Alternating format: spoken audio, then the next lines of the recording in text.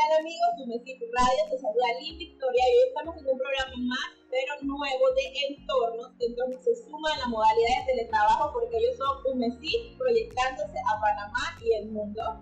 Y hoy me acompaña el doctor Miguel Ángel Vázquez y la licenciada Marisa Pérez. Yo sé que ustedes estaban extrañándola acá en nuestra programación.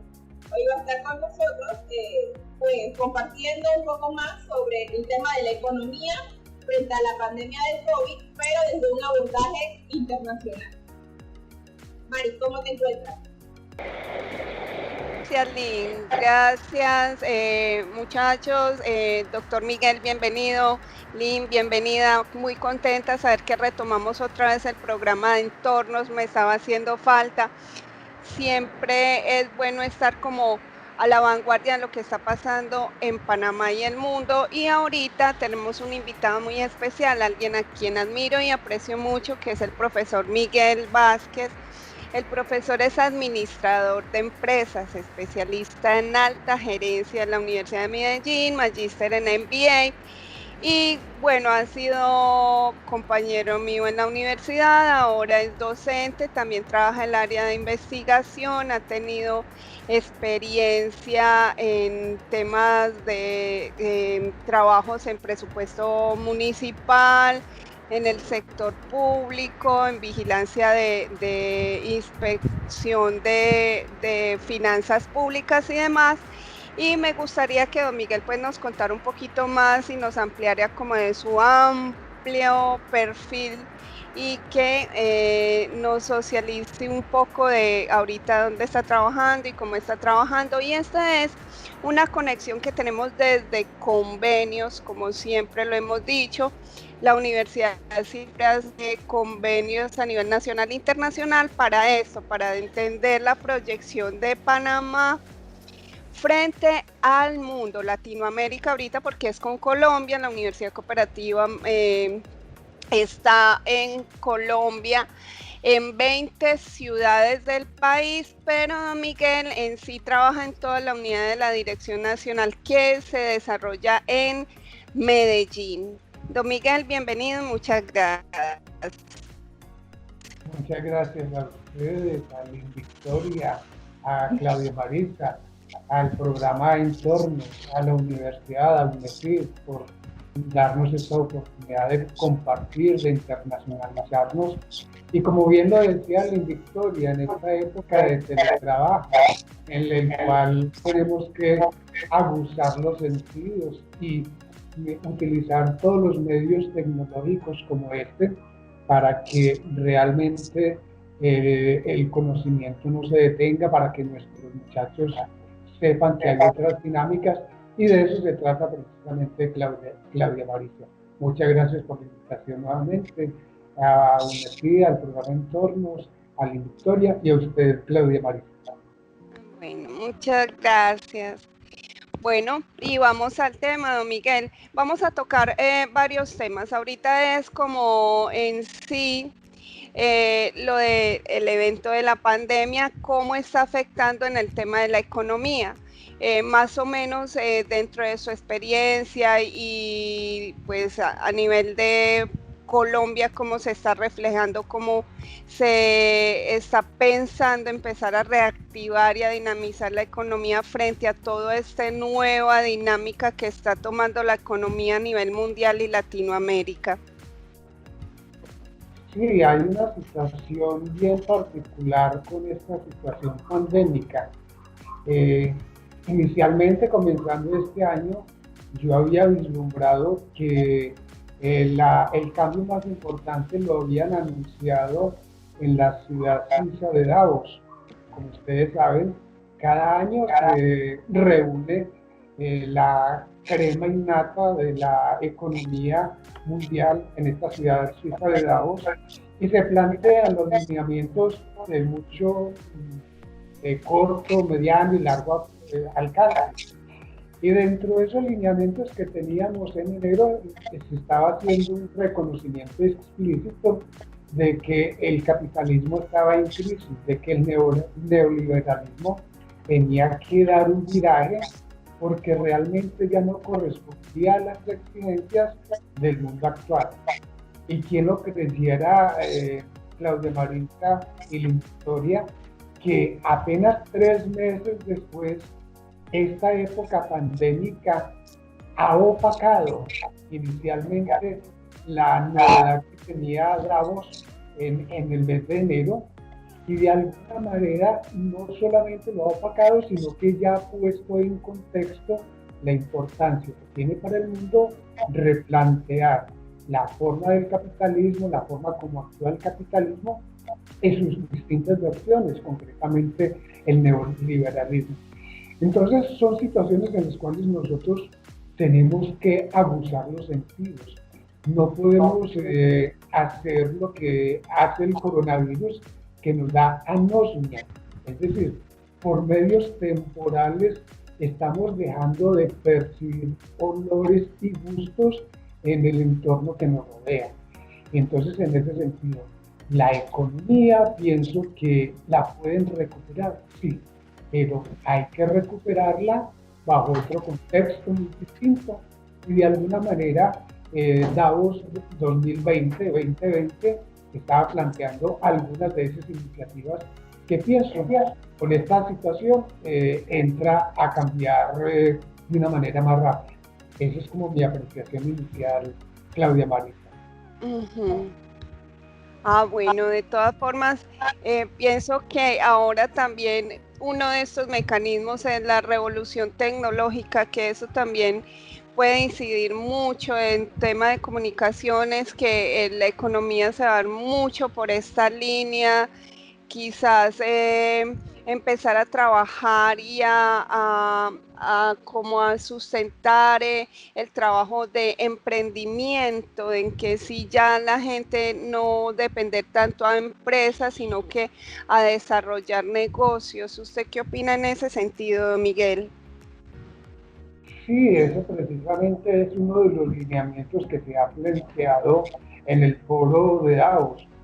Sí. Ustedes bien saben que la expresión cuarta revolución industrial nació concretamente en el foro de Davos en el año 2011 como idea, y que se oficializó en el año 2017. Y en ese foro de Davos entonces nosotros nos miramos que si bien hay en este momento una alta preocupación por la economía, lo que ya se está pensando es algo que he pensado y reflexionado en estos días, que es que tenemos que volver a lo básico. Y cuando yo planteo que tenemos que volver a lo básico, a lo esencial, lo digo con un solo ejemplo. No he conocido hasta el día de hoy una persona en el mundo que se haya vacunado al coronavirus cuando le inyectan dólares, euros, pesos colombianos. No. Entonces, en ese sentido estamos mirando que de alguna manera las empresas, industrias farmacéuticas estaban retrasadas en el desarrollo de esta situación del coronavirus, porque realmente el coronavirus como tal se conoce desde el año 1964. No se había estudiado la evolución de ese coronavirus, y solamente cuando aparece esta situación en China es cuando adquiere una relevancia. Es decir, el mundo capitalista con sus distintas versiones ha perdido tiempo valioso para estar preparados para atender esta pandemia. Y creo que ha perdido tiempo valioso porque ha considerado inicialmente que eso no era rentable. Entonces, cuando ya plantean esta situación de que la pandemia, su nombre lo indica, pandemia, ya nos abarca a 184, 189 de los 195 países que hay en el mundo, entonces ya entramos a plantear cambios significativos. La gran mayoría de países y sus gobernantes ha hecho un énfasis en defender la vida, sin despreocuparse por la parte económica, porque en términos de la Organización Mundial de la Salud se plantea que es más riesgoso para la economía que exista un segundo brote. Entonces, en ese sentido, muchos gobiernos están planteando unas situaciones de restricción que inicialmente pueden ser aburridoras para las personas, que económicamente pueden tener unos costos significativos, pero sí hay que resaltar que un segundo pico resultaría más lesivo para toda la economía y para todo el funcionamiento. Entonces, pienso que se está sopesando todas las situaciones, se están sopesando no solamente la situación médica, la situación científica, sino que se está sopesando lo social y se está sopesando también lo económico. Porque si algo nos ha demostrado en esta situación pandémica es que la economía no la mueven las grandes empresas en el mundo. Lo que nos ha demostrado esta situación pandémica es que son las personas, los trabajadores, los empleados quienes mueven la economía.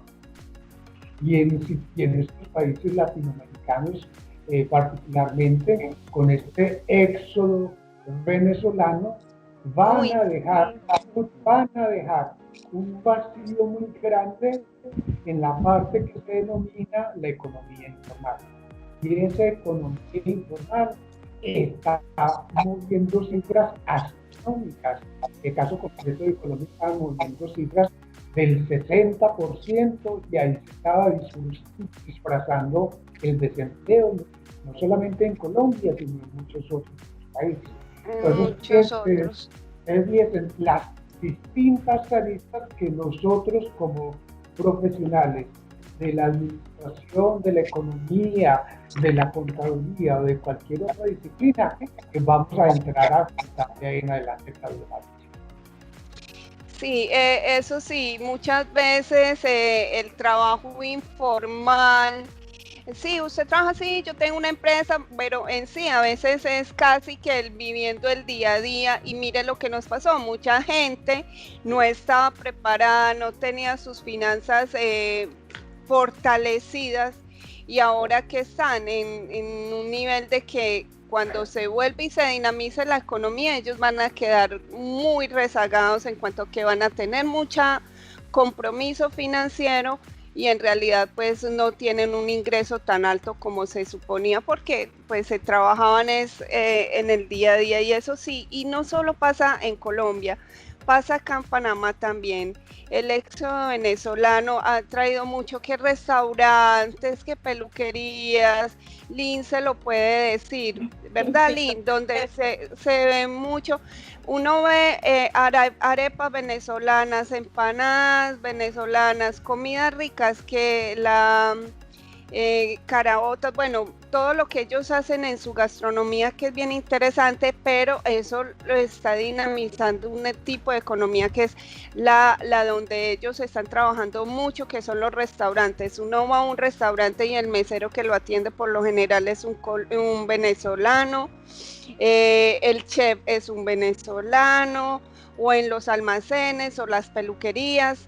Y ahora yo estaba escuchándolo y pensando, Dios, es que es el mundo como tal el que está en esta crisis. Entonces a veces me quiero como dar ese consuelo de pensar, bueno, como es todo el mundo, algo grande se tiene que dar. No, Claro. sería preocupante de que solo fuera algo de solo Panamá, solo Colombia o solo Ecuador o Perú, que están terriblemente, que uno los ve como ven noticias, y es así en la realidad, uno es preocupante la situación.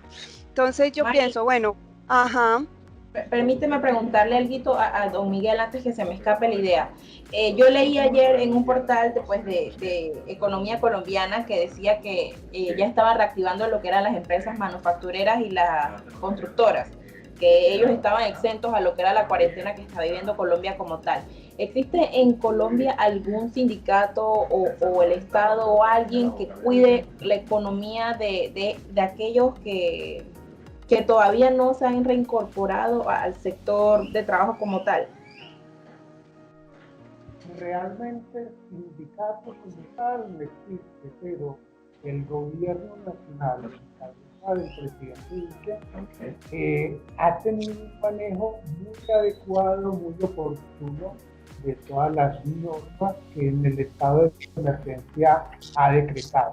Y digo que ha sido muy coherente, todas han estado relacionadas por una sencilla razón, porque era bien conocedor del gobierno central de que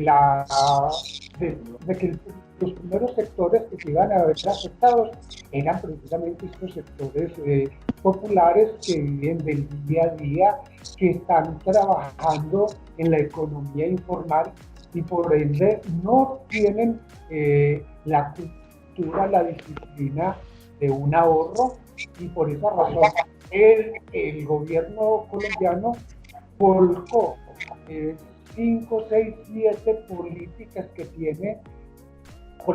públicas que tiene para atender a las personas más necesitadas. Caso concreto, los ancianos de más de 70 años, caso concreto, algo que se llama Familias en Acción. Los jóvenes también están manejados, es decir, es una política temática de atención a las personas más necesitadas.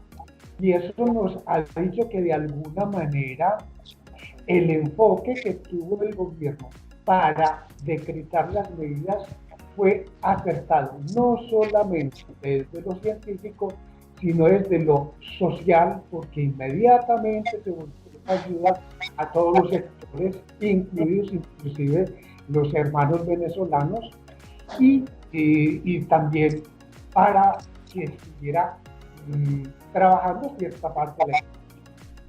Yo sé que muchos de los grandes empresarios están quejando porque la economía no está funcionando, pero hay que ver la otra cara de la moneda. ¿Cuáles son los sectores de la economía que se han reactivado con esta pandemia? ¿Y cuáles son esos sectores? Básicamente los sectores, y valga la redundancia, básicos. Por eso digo yo, nosotros tenemos que volver a lo esencial, a lo básico, a lo fundamental. Y por esa razón, las políticas del gobierno nacional y la economía que se está moviendo en estos momentos son las esenciales, las básicas, las fundamentales. Y eso creo que nos va a dar un respiro grandísimo. Y solamente quiero mirar los pronósticos que hace el Fondo Monetario Internacional, que hace el Banco Mundial, y plantea que si bien la economía colombiana va a decrecer, no va a decrecer en proporciones tan negativas como tienen otros países cercanos de la región. Entonces, pienso que eso marca la coherencia de las políticas públicas asociadas al desarrollo social, asociadas al manejo de la economía, para que esto no se nos salga de las manos sin victoria. Qué bueno. Ahí dentro de lo de, usted nos puede ampliar un poquito más sobre lo de la economía de lo básico. Sabemos que es, digamos, que cuando se manejan alimentos o qué más se puede como connotar como economía de lo básico, don Miguel, como para que ya todos estén claros a qué nos estamos refiriendo. Cuando estamos mencionando la economía de lo básico, es retomar esa definición inicial que teníamos de economía.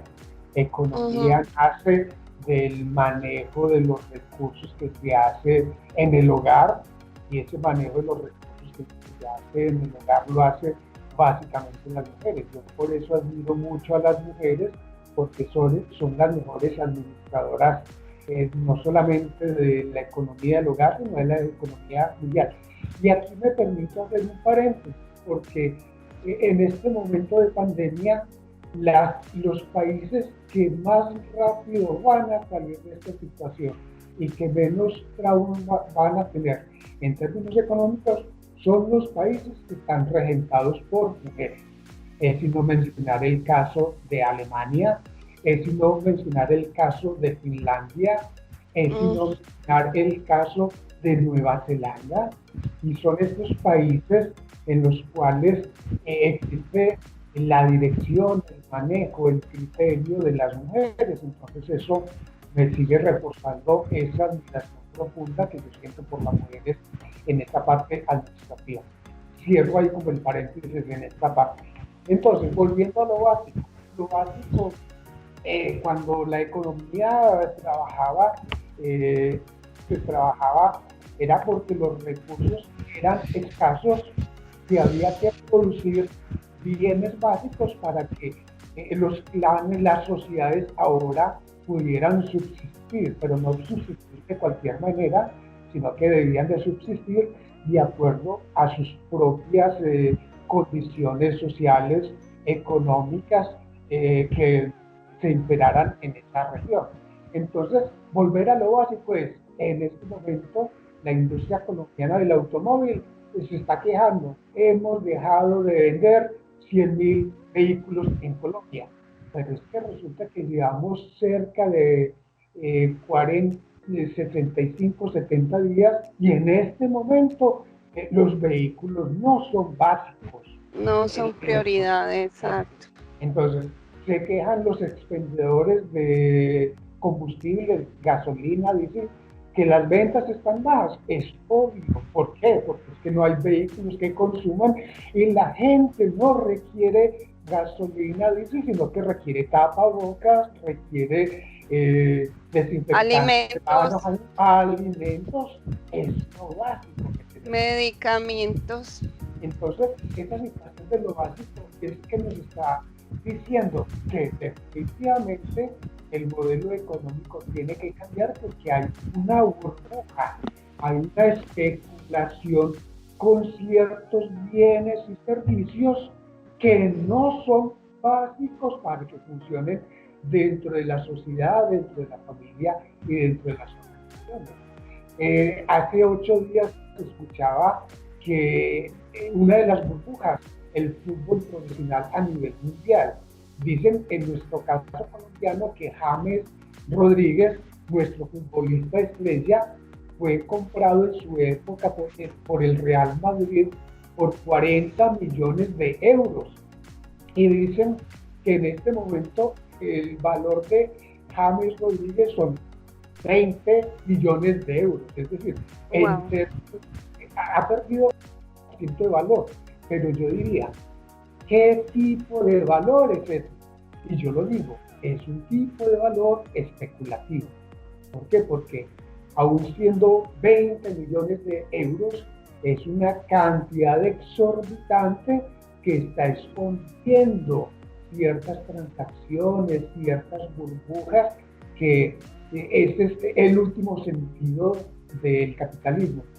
Generar un mayor valor para ciertos intangibles que realmente son difíciles de medir. Y esa parte de los intangibles es una cara opuesta a lo básico. Lo digo en términos de datos de este año. Hace 40 años la economía tenía 85% de los activos de las organizaciones eran bienes tangibles, activos tangibles. Y en este momento es a la inversa. El 85% de los activos que tienen las organizaciones son intangibles. Entonces notarán ustedes la dificultad que se tiene para medir el valor de las organizaciones y por qué se ha hecho ese traslapo, esa transpolación de los valores, no solamente dentro de las organizaciones, sino dentro de las personas. Es que no nos vamos muy lejos, don Miguel. Si vamos a mirar quién está trabajando en la calle, la gente que trabaja en almacenes de cadena con suministros básicos, que es alimentos, la gente de farmacia y la gente de salud. O sea, ya ahí es empezar a entender cuál es en verdad la prioridad en sí a la cual estamos apuntando. Muchas veces hasta los mismos docentes en charlas y conversaciones decían, mira, yo tengo una maestría en, no sé, cualquier ámbito. Y pensar que ahora la gente que está, digamos, recibiendo su ingreso o todavía activa en la economía o en las empresas son la gente, los de delivery o bueno, mensajería como se habla en Colombia.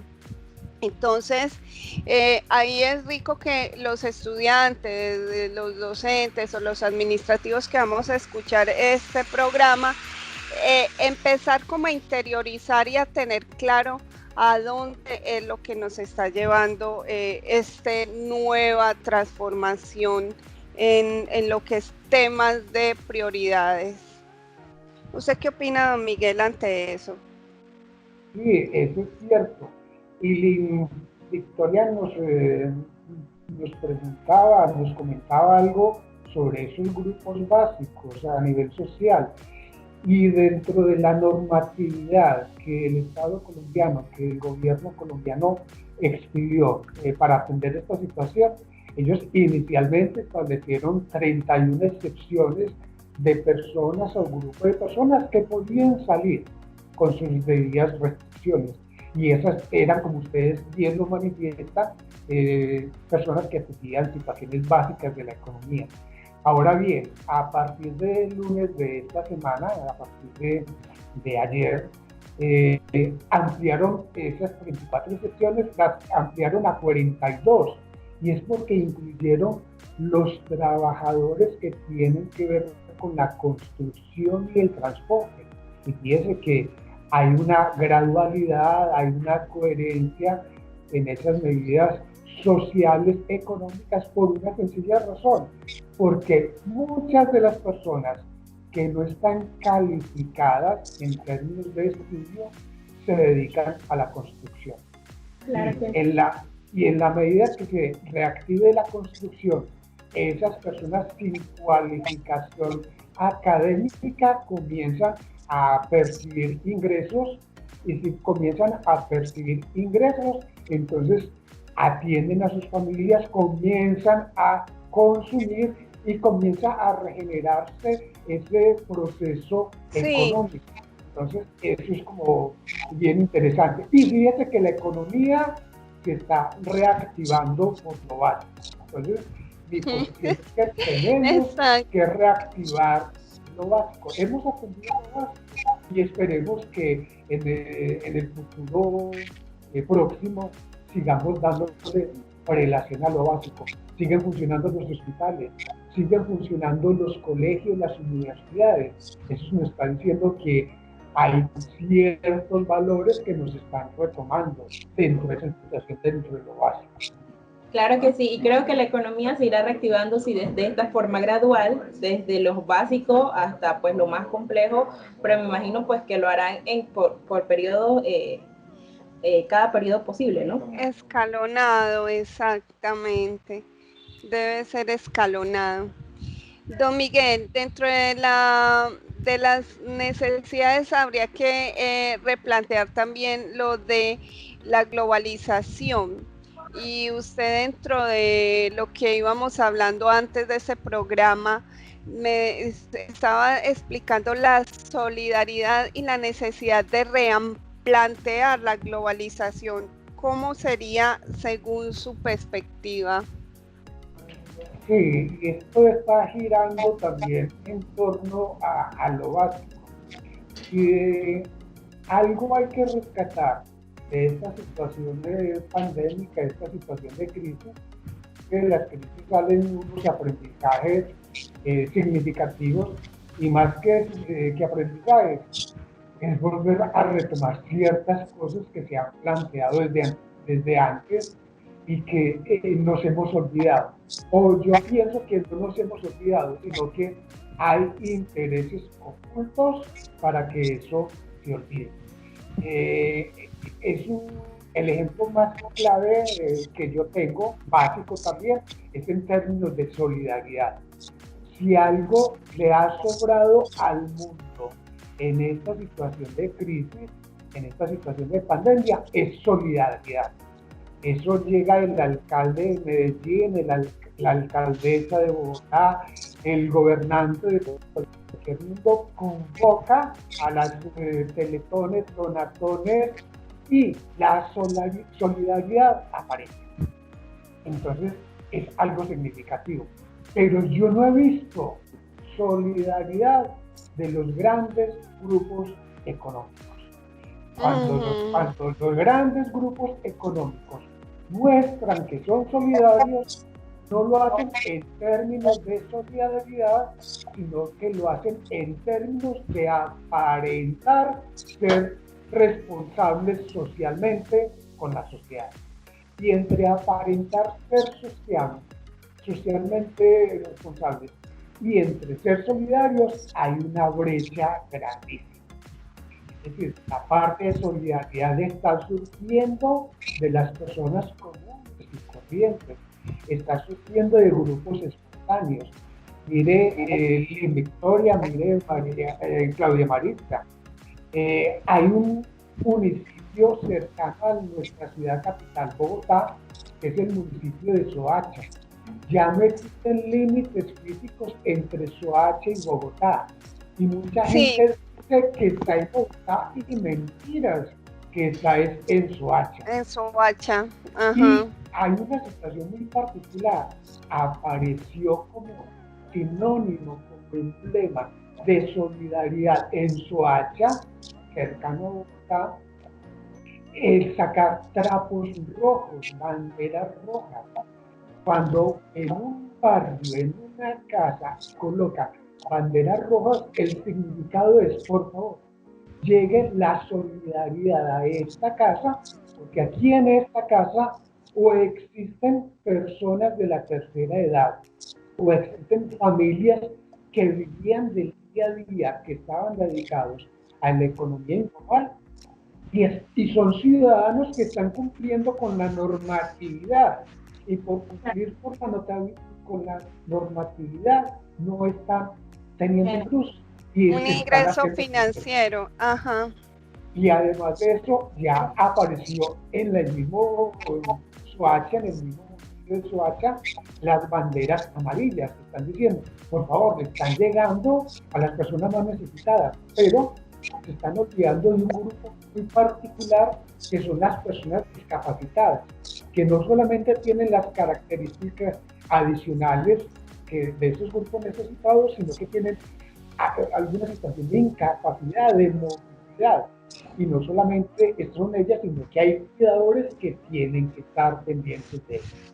Entonces son dos, tres ejemplos que miro yo desde lo básico. La economía tiene que arrancar desde lo básico. La solidaridad es un ejemplo de cómo desde lo básico, desde la sociedad, va sufriendo alguna transformación en la parte de la economía. Y en términos de la globalización tiene que estar marcada por la solidaridad. Sí. Que esa globalidad sí. Sí, adelante Claudia. No, sí, que eso era lo que yo estaba pensando, porque aquí también, y Lynn, que es de acá, que está acá en Panamá, puede manifestar, aquí se está dando bono solidario. La gente está llevando mercados a las casas. El problema es que no llega a todos los lugares, porque vaya a entender, por ejemplo, los que estamos en un barrio que no, pues que está la calle ahí, listo, uno le puede llegar un bono solidario, un mercado más fácil, pero aquí hay lugares que de verdad son bien de difícil acceso, y Lynn, que es panameña, se lo puede decir, donde hay que subir montañas, y es de verdad que son montañas, que no hay carreteras, que él ya ha visto que, por ejemplo, aquí el clima es muy difícil, a veces hay mucho sol, inmediatamente llueve y se inunda porque Panamá es plano. Entonces mire que hasta lo geográfico también incide mucho para que a veces llegue, digamos, muchos lugares y personas, porque o se inunda la carretera o hay deslizamiento, entonces esa comunidad queda aislada y es preocupante. Uno aquí el gobierno está ayudando mucho, pero también es, no sé si usted está de acuerdo conmigo, don Miguel, a veces no es esperar que el gobierno lo haga todo, sino también yo voy a dar una palabra aquí que usted, don Miguel, me va a apoyar en ese tema, que es el cooperativismo.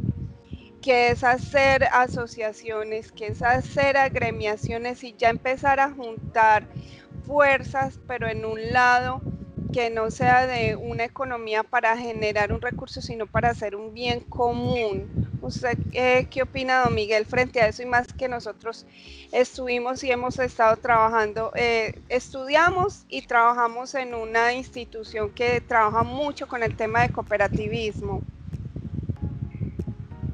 Sí, estaría planteando que la tercera alternativa estaría en el sector cooperativo.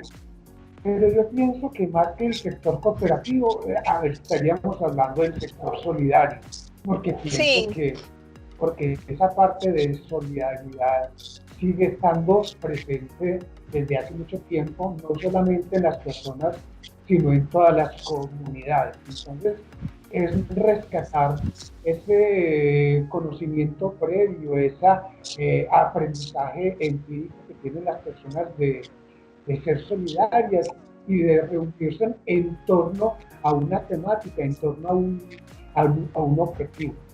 Entonces, inclusive cuando yo planteo hacer una nueva economía desde lo básico, casi que estoy diciendo, hola, el sector cooperativo es muy importante en el mundo, pero no ha sido capaz de darle la batalla al capitalismo, porque el capitalismo tiene esa particularidad de estudiar mucho los entornos y de acoplarse, pero ya poco a poco el mismo capitalismo se está restringiendo. Y lo digo en dos ejemplos para terminar con la parte de la globalización. Cuando se plantea cuarta revolución industrial, de que hay robotización, toda automatización de los procesos, eso es una aplicación práctica con la tecnología que tenemos ahora de lo que planteaba Frederick Wilson Taylor, es decir, incrementar la productividad. Pero, ¿dónde está la parte que intencionalmente nos han escondido a nosotros los administradores, a los economistas y a los administradores? Y es que Taylor, como buen cuáquero que era, como buen científico que era, como ingeniero, él decía, vamos a hacer estudios de tiempos y movimientos. ¿Para qué? Para incrementar productividad. ¿Y para qué estamos incrementando productividad? Para generar prosperidad, tanto para el patrón como para el trabajador. Y entonces ahí se quedó la situación. Seguimos incrementando la productividad, seguimos incrementando la rentabilidad, pero ¿por dónde se quedó la prosperidad? Es ahí donde yo digo. Se quedó la prosperidad en manos de los que generan, los que son dueños de los bienes y recursos de las organizaciones.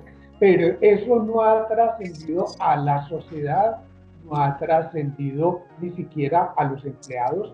Y por esa razón, Davos 2020 planteaba algo que en 2011 ya generó Michael Porter, valor compartido. Y alguna situación, valor compartido no se puede asemejar a solidaridad, no se puede asimilar a cooperativismo, pero de alguna forma estoy diciendo, por favor, tengamos al menos contento, no solamente nuestros empleados, sino que la sociedad tenga cierta capacidad de ingreso para que esa sociedad con cierta capacidad de ingreso pueda consumir. Porque estamos llegando en esta situación de la cuarta revolución industrial que se está generando unas ganancias espectaculares, pero las personas están quedando sin capacidad de generar ingreso y por ende no pueden consumir. Es decir, alguna vez Carlos Marx decía, están engendrando internamente la misma forma de muerte del capital. Claro. Doctor Miguel, ya casi para ya entrar en nuestro ciclo de cierre, algunas recomendaciones para la reactivación económica. ¿Usted cuál considera que serían como esas estrategias que deberían, en general, los países tener en cuenta? Yo soy partidario de que se sigan reactivando la economía desde lo básico. Y ustedes han sido muy enfáticas en eso, que es lo básico. Tiene que ver en términos de la alimentación, tiene que ver en términos de la salud, tiene que ver en términos de la educación. Esos son como los pilares básicos. Estaba haciendo la comparación de esta situación en términos de la pirámide de Abraham Maslow, la pirámide de necesidades. Ajá, a eso iba, a las necesidades básicas. Y volvimos a ese primer escalón, a ese primer nivel de las necesidades básicas. Ya mucha gente no quiere saber por allá de ese quinto nivel. De reconocimiento. Por realización. Yo no he visto, en el caso particular colombiano, mundial, yo no soy seguidor de youtubers, de influencers, pero no he visto ningún youtuber, ninguna influencer que en este momento esté marcando pauta dirección. Normalmente no la han hecho. Pero en esta situación en particular, veo esta situación del quinto nivel de la pirámide de Maslow, la gente está muy a la expectativa.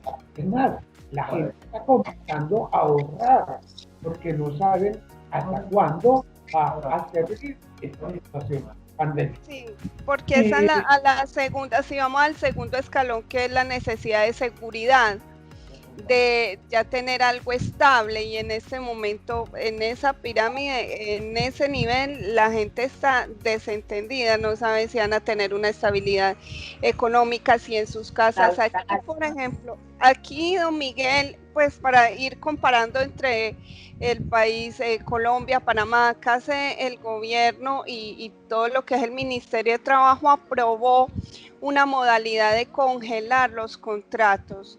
Y frente a ello obviamente no los despiden, pero entonces no le dan liquidación ni nada para subsistir, sino que listo, hasta aquí paramos, esperemos, cuando se reactive usted vuelve a su empresa, y ese pedacito, ese lapso que puede ser 1, 2, 3, 4 meses, no sabemos, la gente quedó allí. Entonces, en ese momento, en esa pirámide de Maslow, que es la seguridad, la estabilidad, está con la familia, obviamente, porque todos estamos en casa. A los que pudimos estar, por ejemplo, yo que estoy en otro país, que sabemos que yo soy colombiana y estoy con mi esposo, pero otros los cogió esto solos, donde no tienen familia, donde están, tienen que generar el ingreso para ellos subsistir, digamos, en la ciudad o en el país, y mandarle otros ingresos, sea fuera del país o aquí. Tenemos que, como es la capital, hay mucha gente que trabaja en la capital, pero su círculo familiar se desarrolla en el interior del país.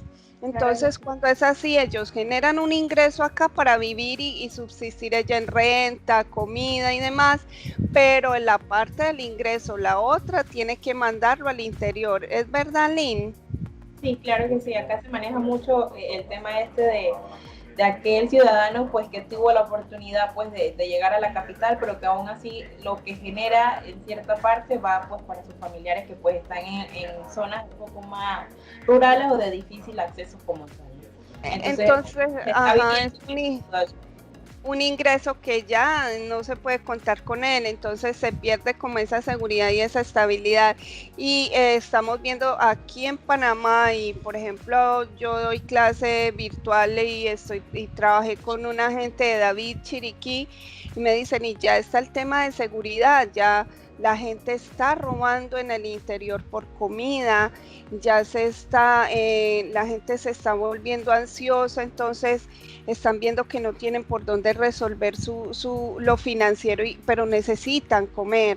Entonces es otro foco muy complicado, que ya es el de estar seguros en casa, porque no hayan ese sosiego, porque casi que se están integrando entre las familias en el interior, que tenían una finca allí y se integran en una sola casa para resguardarse y compartir el poco alimento que alcanzaron a organizar. Entonces Por eso era dentro de la pirámide de Maslow, que usted me quitó la palabra porque iba hasta ahí, no, pues es casi que es entender que llegar al segundo escalón se nos va a volver difícil luego, porque está lo básico, después lo de la familia y seguridad, después un reconocimiento de conseguir cosas que puedan, digamos, mostrar, y ya luego la autorrealización, pero lo veo difícil. Y dentro de nuestros estudiantes, además, que para estudiar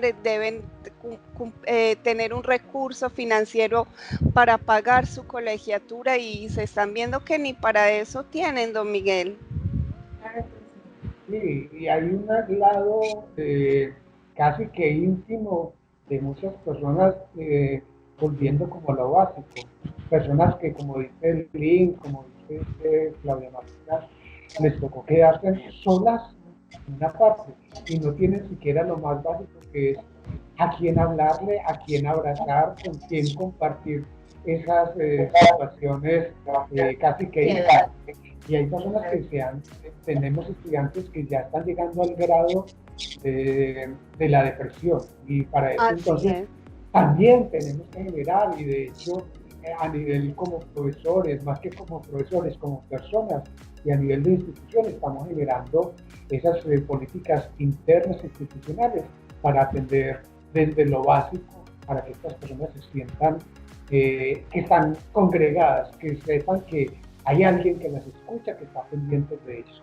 Esa parte más íntima de las personas no es objeto de nuestra charla, pero de pronto es algo que lo estoy promoviendo dentro de todos mis grupos, porque estoy dejando un espacio de mis clases para escucharlos.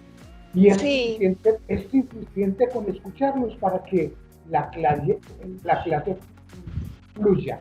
Y dentro de esa clase ya volvemos a lo básico, es decir, la temática más importante, ya el aprendizaje, cada cual lo profundiza de acuerdo a esa experiencia, de acuerdo a esa sensación que haya tenido. Entonces, esa parte de lo básico lo tenemos que rescatar. Y esa parte de la globalización, pienso que tiene un punto de quiebre, porque van a dejar la globalización del comercio, pero en términos de las personas, todas tienen fronteras, lo digo por el caso colombiano, según las fronteras internacionales, pero a nivel local también, entre municipios, entre ciudades, hay barreras para que físicamente no entren. Entonces ahí ese proceso de globalización marcaría otros aspectos que será objeto de posteriores charlas. Sí. Sí, porque aquí hay mucho tela que cortar, porque aquí, bueno, no sé, Lynn, si tiene más o menos, hablando de economías naranjas, que es algo que está empezando a surgir mucho en Medellín, que lo artístico, lo cultural, que por eso vemos que J Balvin, que Maluma y todo esto, lo que es el tema de artes, que eso me gustaría que luego lo tomáramos quizás en otro espacio, que cómo va a cambiar la dinámica de ese tipo de economía naranja.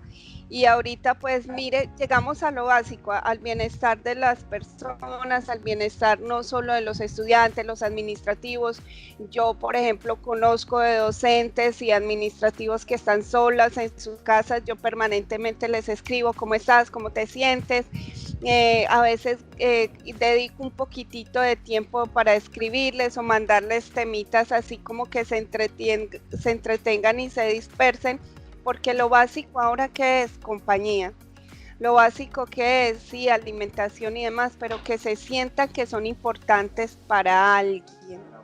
Entonces, dentro de esto es humanizar la economía, pienso yo, dentro de mi criterio.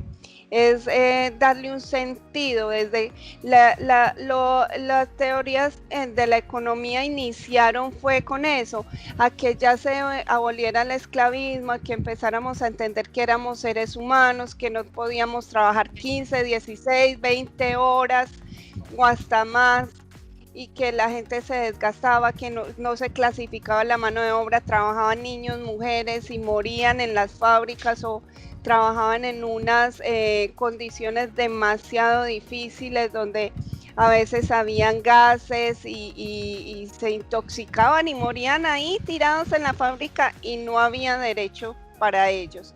Entonces, volver a entender eso, volver a concepción del cuidado del ser humano y del cuidado de nosotros. Y me encanta que estemos aquí, don Miguel, me encanta, Lynn, verlos, porque esto es una parte de integración, porque para mí ya ahora se convirtió la UMESID en mi familia, y Lynn es parte de mi familia porque nos veíamos casi que cada 8 días y era una integración laboral bien bonita, y con don Miguel, que fue parte de una familia que yo tuve en Medellín, que fue la Universidad Cooperativa, y rico integrarnos en esto. Don Miguel, pues deme como un espaciecito de cierre, como algo de que podemos concluir de este tema, don Miguel. De tanta temática, pienso que hay una situación que hay que rescatar, y es que de esta situación no podemos salir a hacer lo mismo que estábamos haciendo antes. Eso implica un cambio no de mentalidad, como decimos en Medellín, en Colombia, mentalidad, sino que es un cambio de actitud. Y ese cambio de actitud tiene que estar transversalizado por la parte de lo básico, de lo esencial, de lo fundamental. Usted tocaba mis fibras regionales cuando hablaba de Medellín. Hay algo que ya tenemos un alcalde muy joven, tiene 29 años, y este alcalde se ha posicionado no solo a nivel Colombia, sino a nivel Latinoamérica, como el alcalde que mejor ha manejado la parte de la crisis. ¿Y por qué lo menciono de esa manera? Porque él, aquí en Antioquia de manera particular, escasamente habrán muerto 3, 4 personas. Wow. Es decir, eso es una cifra muy baja si fuéramos a comparar a nivel Colombia. Obviamente que si nos comparamos con otros países sería una cifra ínfima. Pero ¿qué quiero rescatar con el alcalde, con el manejo de esto? Aunado a lo que usted dijo de economía naranja, es que Medellín va a salir privilegiada como una ciudad en términos del manejo del software. Es decir, aquí ya estamos fabricando respiradores artificiales que en el mercado cuestan 12 millones de pesos cuando se consiguen, porque las importaciones están cerradas, y aquí se están fabricando a 4 millones de dólares. Eso es como un ejemplo de esa situación.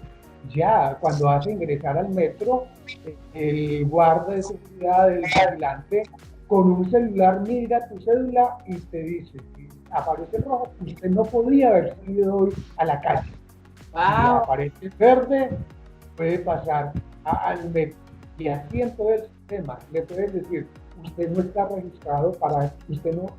registrado dentro de las 42 excepciones que tiene el gobierno nacional, porque usted no pertenece ni al sector de la construcción, no pertenece al sector salud, al sector alimentos, etcétera, etcétera. Wow, muy organizado. Lo devuelven.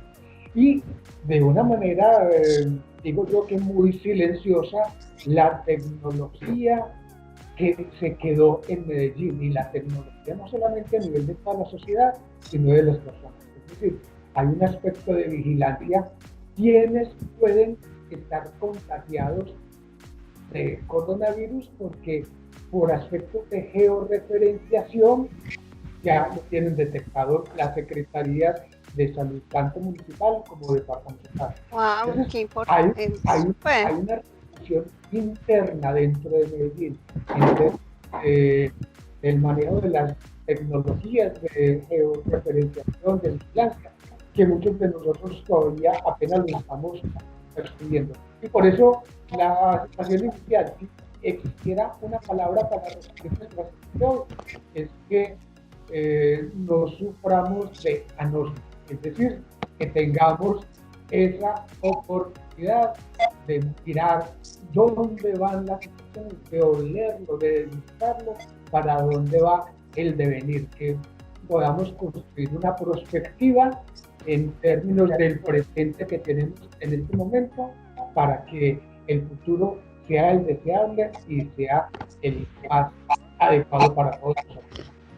De verdad que sí, oigan, agradecida de verdad con ambos, el doctor Miguel y también con pues, mi querida Mari por este programa tan interesante. Creo que me cierro con el tema de que seamos solidarios y creo que eso va en todos los ámbitos.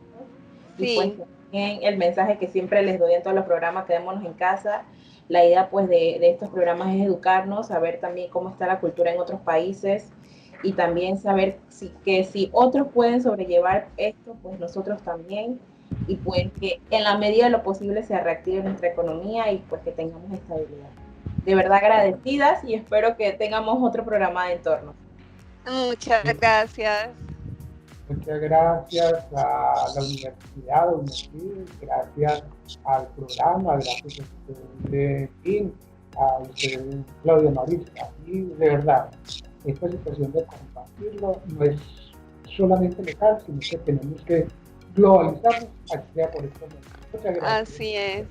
Bueno, ya para despedirnos vamos a tener un webinar con don Miguel tratando este tipo de temas y humanizar un poquito la economía y saberla entender y entender hasta a dónde vamos en este momento y dar como una luz y bueno, entender que hay que ser solidarios. Muchas gracias, don Miguel, muchas gracias, Lynn, y que este sea uno de muchos programas y de muchas actividades que vamos a hacer en conjunto.